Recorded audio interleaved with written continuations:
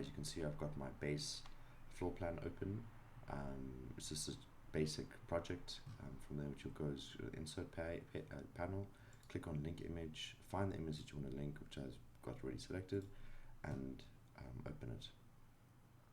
You can then place it, and then you'll see that this is the floor plan of the design.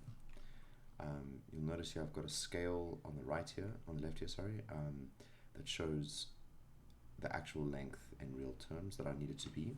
So what you're going to do is you're going to press LI for lines, and you're going to eyeball it, and you're just going to take that line and you're going to draw a line. You're going to go 7 meters or 7,000 millimeters, which is what that is.